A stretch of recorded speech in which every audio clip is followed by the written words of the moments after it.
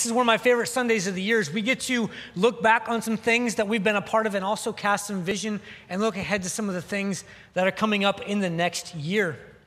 We believe wholeheartedly in Acts 1:8 that says, "But you will receive power when the Holy Spirit comes on you, and you will be my witnesses in Jerusalem, in all of Judea and Samaria, and to the ends of the earth."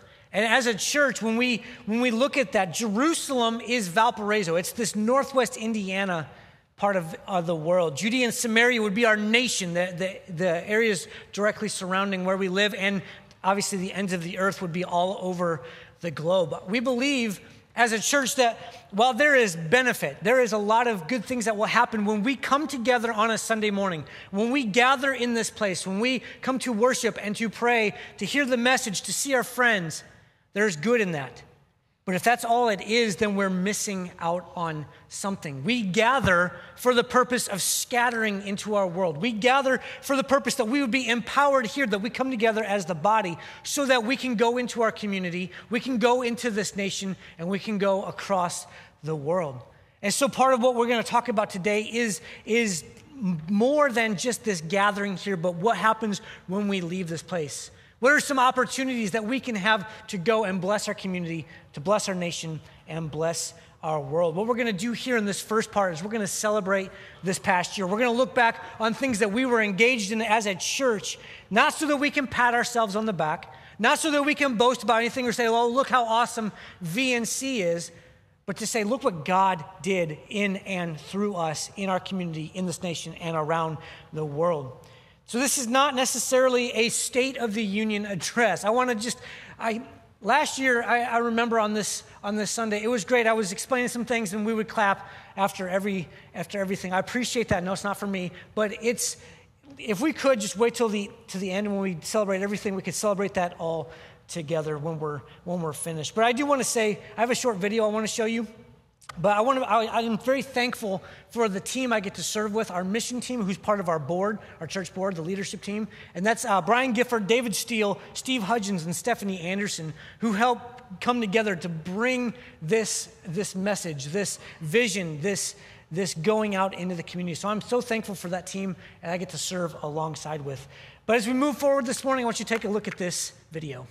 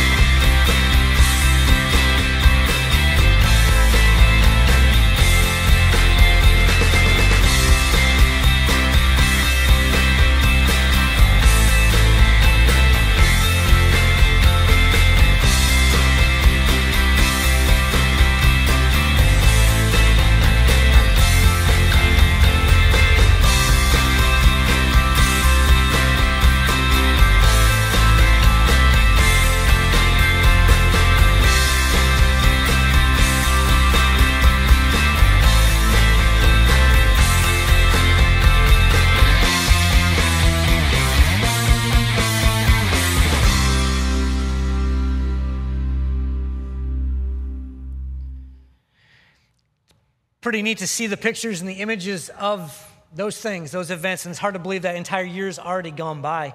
But last fall, we continue our partnership with an organization called 500 Turkeys, where their mission is to feed families food and faith.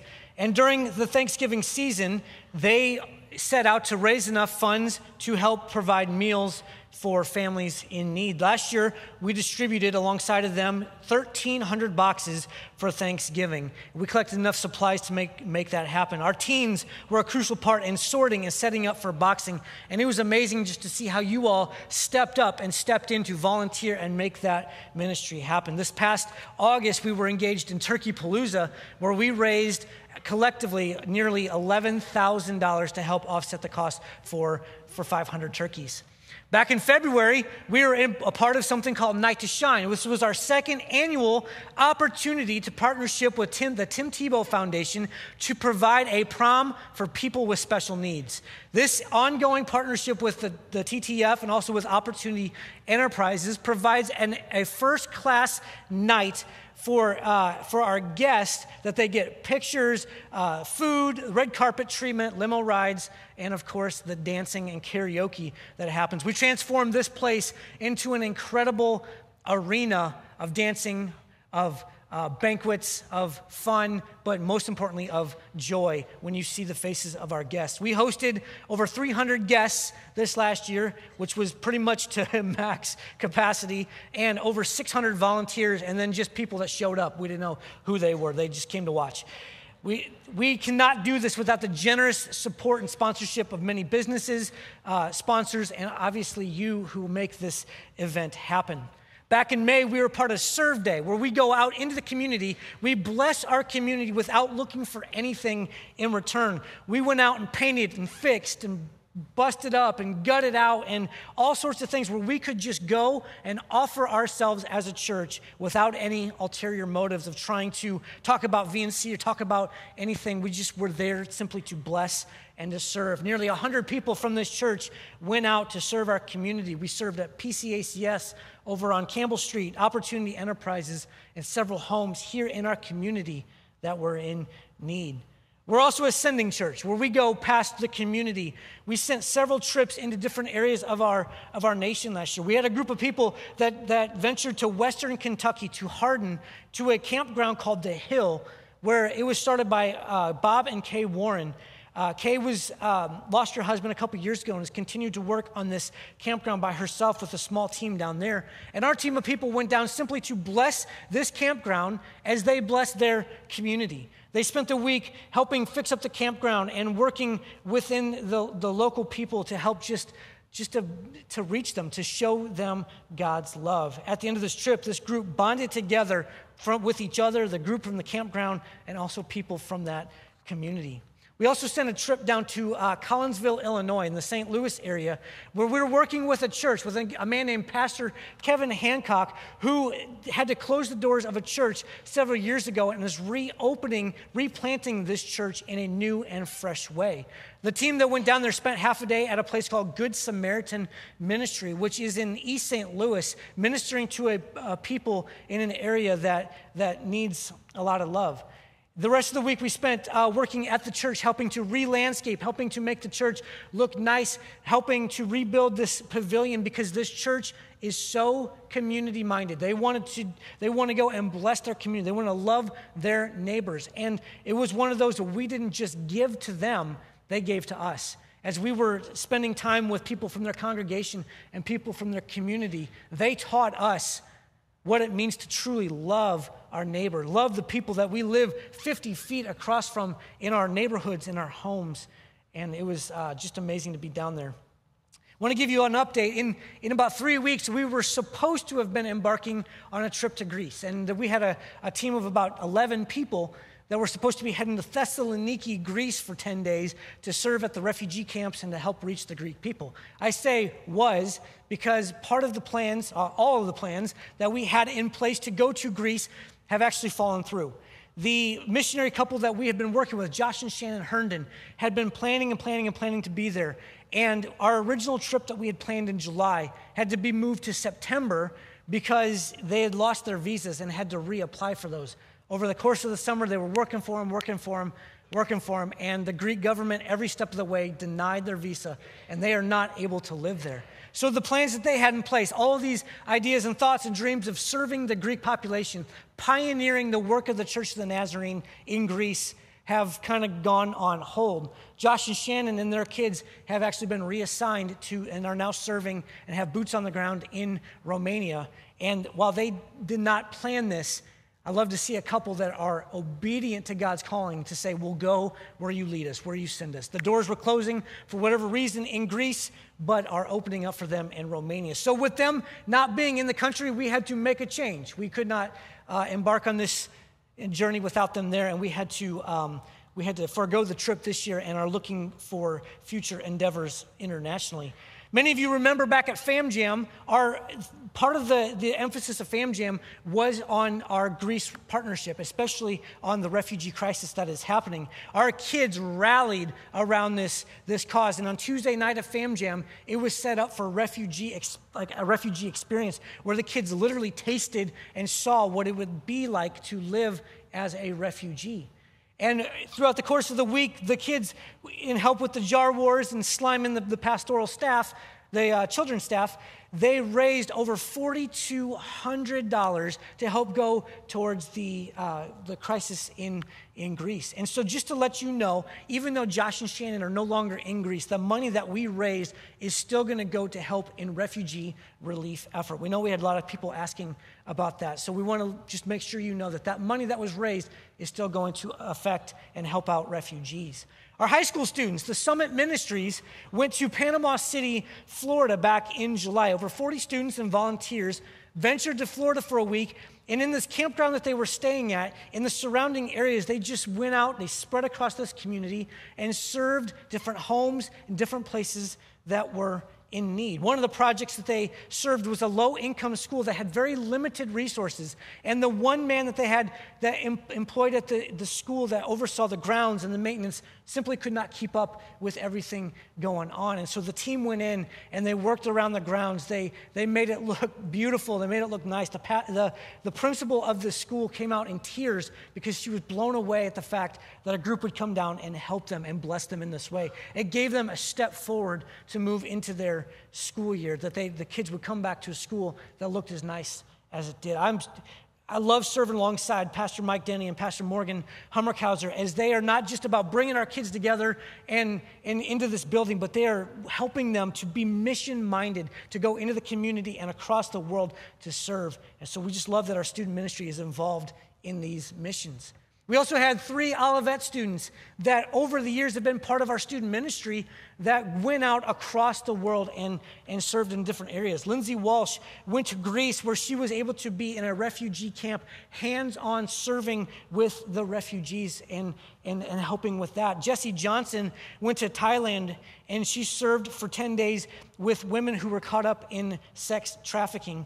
And Austin Stillman went to Uganda for 10 days to also, as a part of an engineering trip, to share information, to learn information, but also just to build relationships with the Ugandan people. We love the fact that our students, even though they've graduated high school, even though they're no longer part of VNC, still want to serve, still want to go, still want to be part of these things, and are serving around the world. As I talked to them over lunch, it was an hour and a half of them telling me stories, but it was never about them. It was about what God was doing through them and what God was doing in them now that they were back home. Here at the church, we are engaged in the local dry pantry, where we host this pantry twice a week that serves over 155 families of our community that need supplies for their home.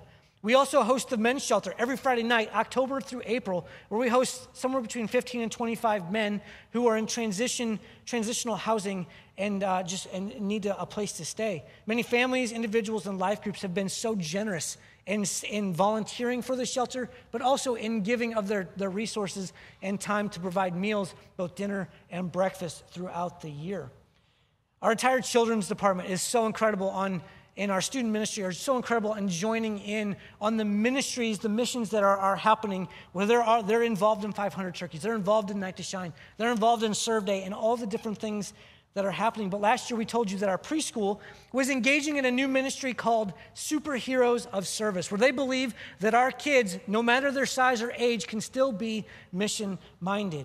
These superheroes of service give them an opportunity to be part of what's happening in our community. A few things that they did were make cards for firefighters, help sort food for the 500 turkeys. They made cards and caroled at St. Agnes Nursing Home, provided gifts for children from Baptist Children's Home. They made decorations for Night to Shine, honored our police officers, sent gift cards to military families, and provided water bottles and thank you notes to our postal workers here in Valpo. I'm so, once again, proud to serve alongside Miss Becky and Miss Michelle and all of their team who help our preschoolers, our young kids, to think that it's not just about coming and singing songs and learning Bible stories, which they're great at, but it's about starting to engage in our community and what's happening around the world. It's incredible to look back and think of what God has done in this church. I am proud to be part of a church that you guys say, we want to go. We don't want to sit here. We don't want to just be a part of what's happening in this area. We want to go into this community and around the world. So thank you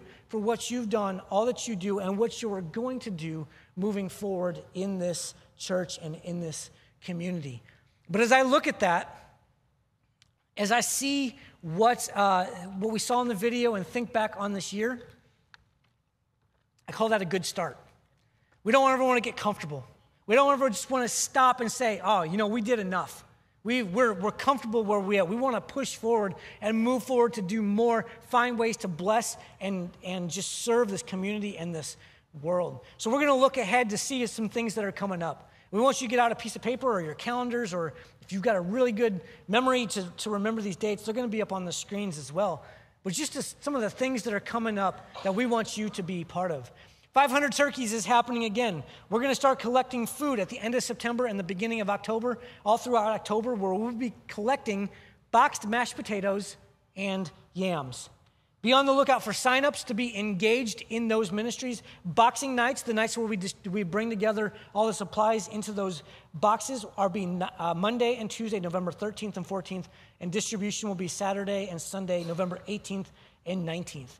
We have once again been approved for a third year to be part of Night to Shine. That will be Friday, February 9th, in conjunction with Valentine's Day time of year.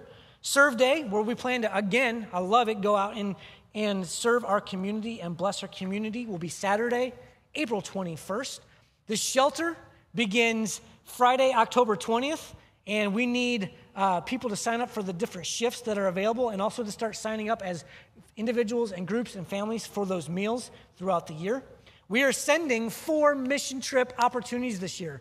One is our student mission trip, which will be July 7th through the 14th. They'll be heading to Guatemala, the country. And in conjunction with Encuentro Ministries that Pastor Sean and Pastor Bob have been working on. So they'll be heading in July of 18. We are sending a trip this year. This is our first time sending 3 adult mission trips, in which we are so excited about. The first one will be in May of 2018, which is Western Kentucky. We'll be going back down to the Hill Campground with a team. We'll be heading back to St. Louis in June of 18 to continue to work with the Collinsville Church. And we'll be sending an adult trip alongside of our students, but separate at the same time, to Guatemala in July of 2018. So there are 4 opportunities for you to be engaged on a mission trip this next year. There's sign-up sheets at the information center for you to be able to sign up and be part of. A couple new things that we are embarking on. The first one is we started thinking, we started dreaming as a team, what are some other ways we can bless our community? And one of those ways we talked about was finding a local elementary that we could start to partner with, that we could just bless them, bless their students, bless their teachers, bless their staff and their administration. So we're in the middle of some talks with one of our Valpo elementary schools to talk about how can we as a church just benefit you? How can we bless you as a part of our community? So we'll be getting some more word out on that as we get more information. But that's one of those things we feel like we can go out and make a difference. Another new organization that we're going to be working alongside of is something called Not Your Shame. Not Your Shame is a ministry that is designed specifically to fight against sex trafficking that is happening. And when you think of that, you start thinking, oh yeah, it's bad in Thailand. Yeah, it's bad around the world. It's bad in these major areas. But Not Your Shame is a ministry that exists for right here in Northwest Indiana. Sex trafficking is rampant in our backyard. So what they do is they go and they start to meet people. They meet victims that are a part of this system that they are being trafficked out. And they go to these streets, these known streets where the prostitution happens. They go to the strip clubs, adult stores, brothels, and all these areas that they know that sex trafficking is happening in Northwest Indiana. And they start to meet these people. And they start praying with them. And they start talking to them. And then they're starting to offer a way out of it. It's been amazing as I sat with these leaders on Wednesday to hear the stories that are coming out of this. There was never any form of despair or like, while it's awful, there was never any despair. It was look at the hope. Look at what is possible. Look at how we can be Jesus to these people on the streets. And they've started to see some incredible things where even managers and bouncers of the clubs are inviting them in for Christmas parties and to be able to speak and to talk to some of the girls in these clubs. One of the things that they do is they go one-on-one and start talking to these people. Women speak to women. Women go in the clubs. Men stay in the parking lot and talk to men in the parking lot. And they said they've seen such incredible transformation as they're able to love these people, share their story, share the gospel, and just simply pray with them and give them a small gift. If you're interested in something like that, I would encourage you to come out to the information center and ask some more questions about that. That is an important thing. The fact that it's happening around the world is wrong. It's awful. But the fact that it's happening in our backyard, we cannot sit by idle as a church and say, yeah, we can't do anything about it. We need to be active in doing something to fight against that. Many of you have been asking about what we're going to be doing for the hurricane relief efforts that's happened in Texas and in Louisiana. I want to show you a quick video, and then I'm going to explain a little bit about what we have planned that you can be involved in. So take a look at this video. My name is Bob Broadbooks, and I'm the Regional Director for the Church of the Nazarene in the United States and Canada. Today I'm touring the devastation in South Texas. I know you've been hearing about it, but I wanted you to actually see what's going on here because it's moving. And the pain and the struggle is very real. We have a number of our churches that have been damaged, and parsonages and Nazarene homes. We want to help those people, but we don't just want to help Nazarenes because we're all brothers and sisters. So I'm just simply inviting you to pray about and think about how you might participate in this and take this disaster as an opportunity to be a blessing. Go to the website of Nazarene Compassionate Ministries. You'll find more information there as to how you may be involved. We invite you to pray about it and ask God how you could help.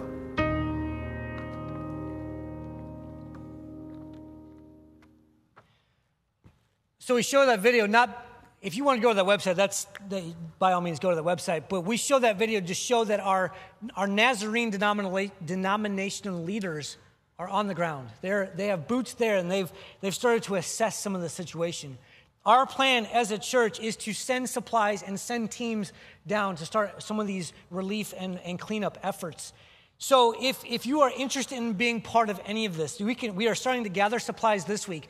There's a list at the information center. It's also on Facebook and in emails that if you want to gather those supplies, we need to collect those by noon on Friday, September 8th. We are sending a truck down on the 9th, Saturday, September 9th, to head down to Houston with our supplies, with a team to help unload those and to lay some groundwork to get things ready for the second trip that will happen September 23rd through October 1st.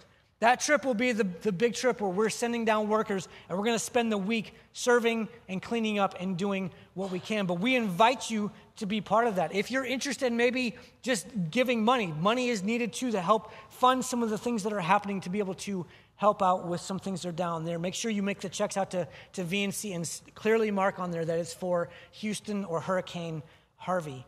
But we invite you to be part of that. September 23rd is that second trip, and this week, if you're out getting supplies, think about grabbing something and bringing it by the church so we can load that in our truck and send that down to be a blessing to that area.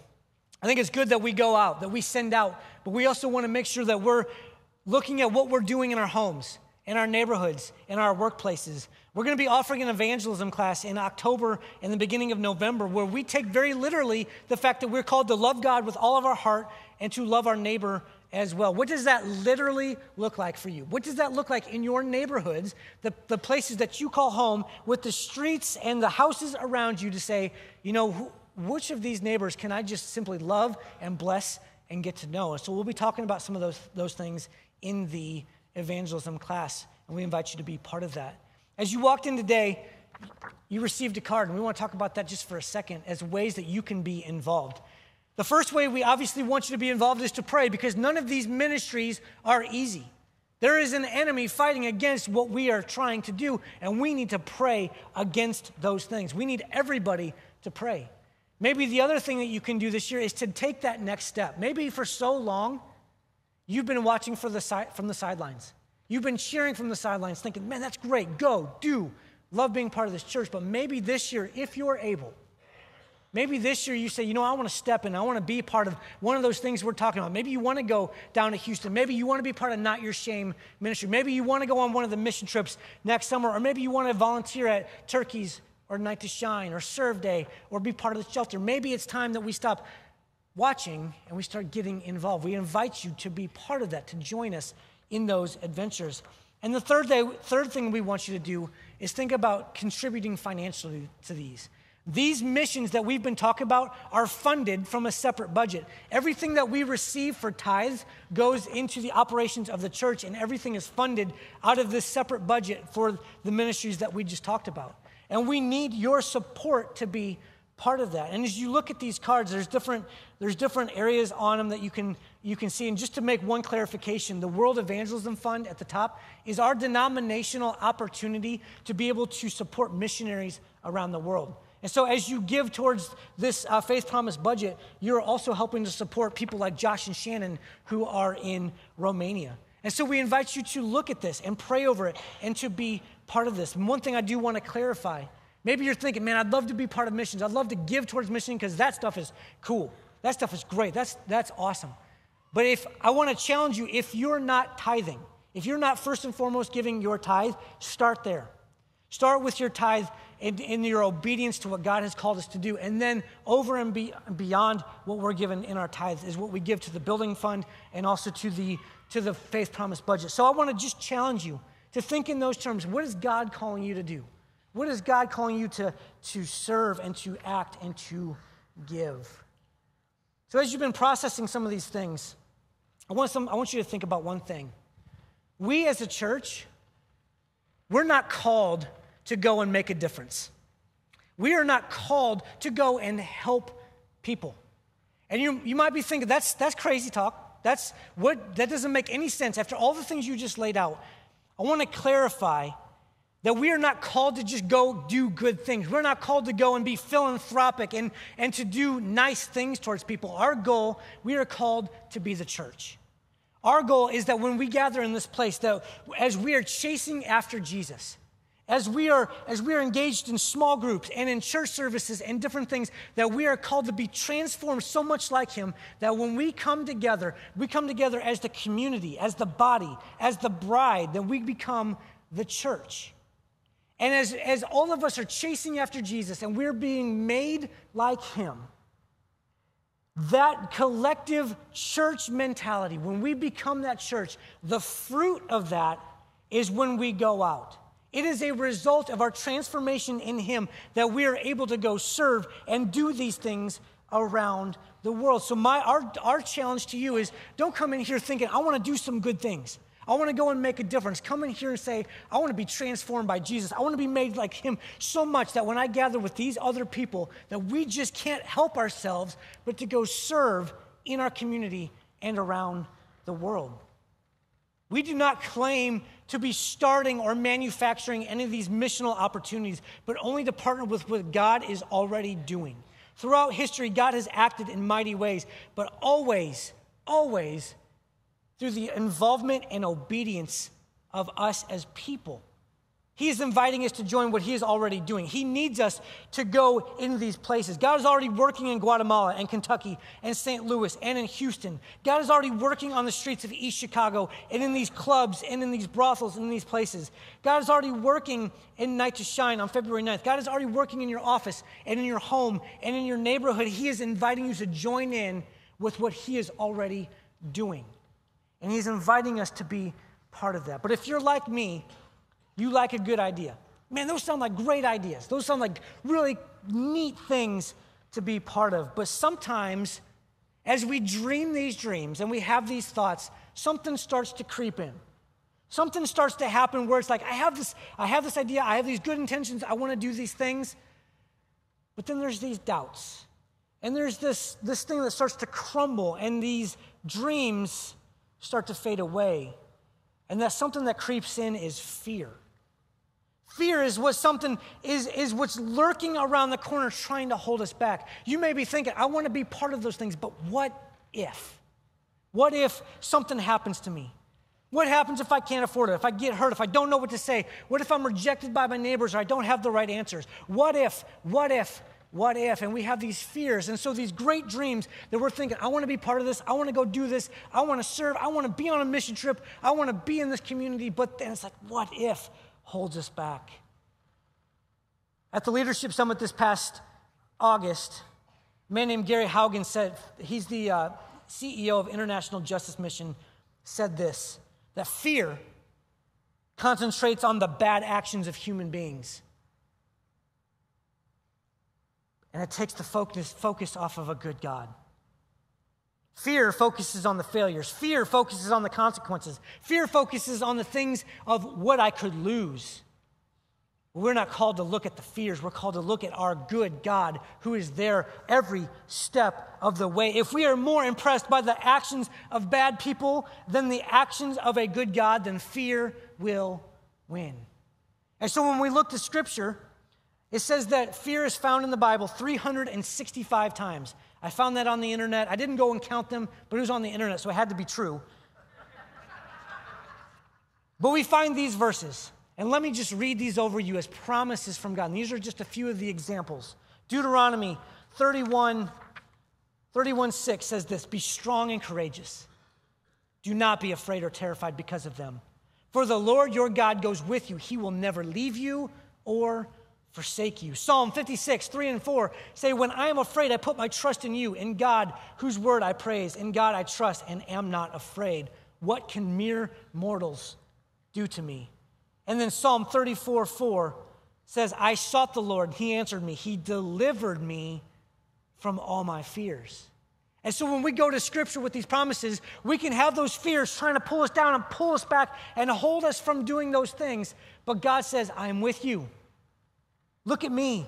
Stop looking at the things that you think may affect you. Stop looking at the things that may happen, the what ifs and the what could be's and the mights.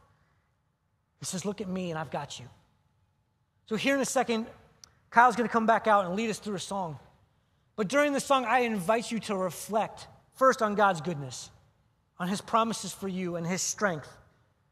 But maybe in these moments, you take a moment and draw closer to Christ. He will draw close to you as you draw close to him. But ask him how he wants you to participate, how he wants you to move forward with maybe some of these missional opportunities that we've set forth, or maybe about how he wants you to give financially. But most of all, as you're praying to him, ask him how he can remove the fear that is killing the dreams of what could be if we were obedient to him.